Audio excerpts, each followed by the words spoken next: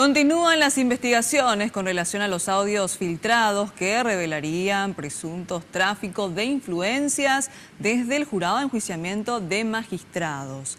Esta mañana fueron llamados a prestar declaración testifical el abogado Adrián Salas y también Cristian Kriskovich. Ricardo Roa, contanos por favor, adelante. Hola Cintia, ¿qué tal? Muy buenas tardes. Efectivamente, hoy le tocó el turno al presidente del jurado de enjuiciamiento de magistrados, Cristian Kriskovich. Él mencionaba a la salida de prestar declaración junto al fiscal Martín Cabrera de que de alguna manera dentro del cuerpo colegiado se tenía la información de que existe una organización que se dedicaba a traficar influencia, pero que recién lo pudieron confirmar efectivamente una vez de que se dieron a la luz estos audios. También él mencionaba de que él nunca usó su cargo para traficar influencias.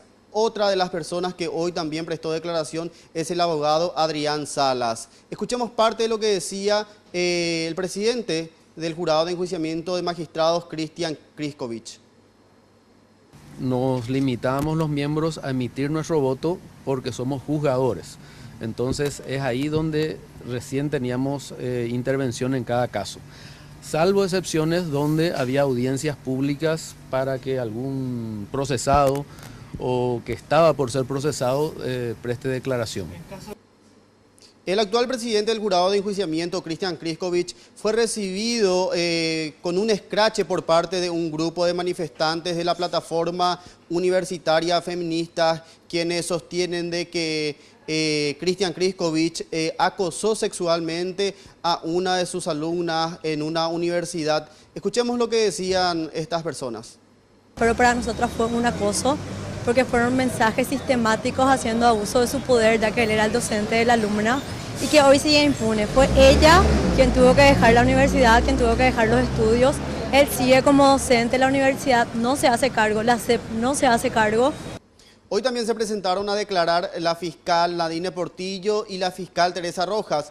Recordemos que a Nadine Portillo se lo escucha en uno de estos audios conversando con Raúl Fernández Ligman, exsecretario del jurado de enjuiciamiento de magistrados. Ellos estaban operando para extender una causa sobre una disputa de terreno en el Chaco paraguayo. Ellos mencionaban de que esta extensión le generaría a ellos más ingresos. Estamos hablando de dinero.